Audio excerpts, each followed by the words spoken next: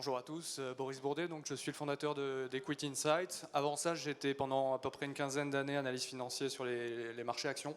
D'abord en tant que sell-side chez un broker, puis en interne chez un hedge fund. Donc je vous le dis parce que ça a une importance. Parce qu'Equity Insight, c'est une plateforme de valorisation boursière en ligne qui a pour ambition de venir bousculer un petit peu le monde de l'analyse financière action. Pour comprendre comment, il faut savoir qu'un analyste financier, c'est donc une personne qui recueille énormément d'informations, qui est toujours à la recherche de la dernière information et qui va utiliser cette information pour faire des estimations sur des projections financières sur les sociétés cotées. Et sa valeur, c'est d'être bien informé pour faire les bonnes projections.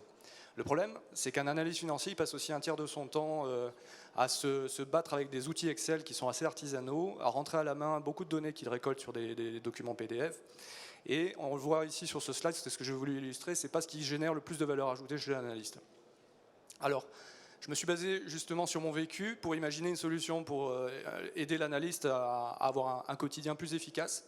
Et cette solution, en fait, c'est une plateforme SaaS qui met des modèles en ligne qui sont pré-remplis, à jour en permanence, et sur lesquels finalement l'analyste n'a plus qu'une seule chose à faire, c'est rentrer ses estimations.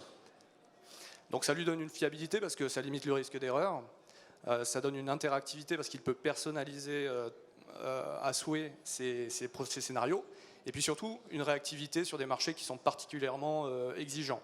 Donc au global, il économise 30% du temps, ce qui est très important pour lui. Alors, l'analyse financière, c'est la cible un peu naturelle, mais derrière, par extension, les gérants de portefeuille également peuvent s'intéresser à ce type d'outils parce que ça leur permet justement de bypasser l'analyste et de réagir beaucoup plus vite à des choses sans attendre les conclusions d'un analyste, de faire eux-mêmes leur propre scénario personnalisé et de réagir très vite sur les marchés.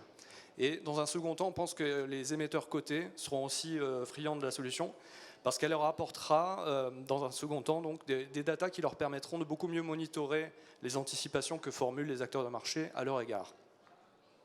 Alors, je vais passer assez vite là-dessus. Le business model, c'est un business model B2B, SaaS, donc je pense que tout le monde est familier avec ça, avec un abonnement mensuel par utilisateur. Alors, pourquoi j'ai créé Equity Insight? Parce qu'en fait, quand j'exerçais ce métier, je me rendais compte qu'on avait des acteurs, Bloomberg et autres, pour n'en citer qu'un, ils ont des couvertures de sociétés cotées qui sont de plus de 85 000 sociétés cotées, une pléthore de données disponibles. Et en réalité, moi j'avais un poste Bloomberg, mais je n'utilisais pas les données.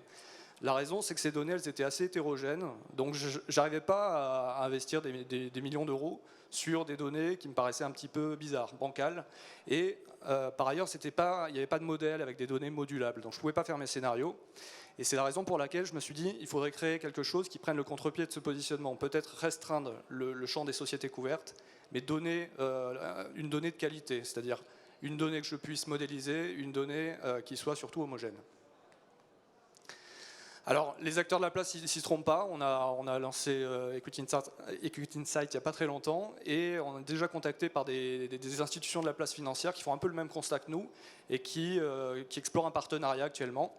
Alors, il faut dire qu'on a également partagé notre vision moyen terme avec eux qui est très ambitieuse puisque l'idée, c'est de prendre appui sur notre base utilisateur pour collecter un consensus que moi j'appelle le smart consensus. Le smart consensus, c'est le vrai consensus de marché. C'est ce que pensent les acteurs qui investissent sur le marché. Alors qu'aujourd'hui, quand on parle de consensus, c'est un consensus qui est établi sur une trentaine d'analystes officiels et qui est collecté périodiquement tous les trimestres à peu près. Donc l'idée là, c'est vraiment de passer du Minitel à la 4K en termes d'image de consensus, en ayant un consensus en fait homogène, basé sur des centaines d'acteurs et pas des dizaines, qui soit extrêmement détaillé et qui soit collecté instantanément à tout instant. Donc l'idée, l'ambition, c'est de faire un encéphalogramme du marché capable de détecter des inflexions et par-delà de générer une data particulièrement intéressante pour un très grand nombre d'acteurs, y compris dans l'IA.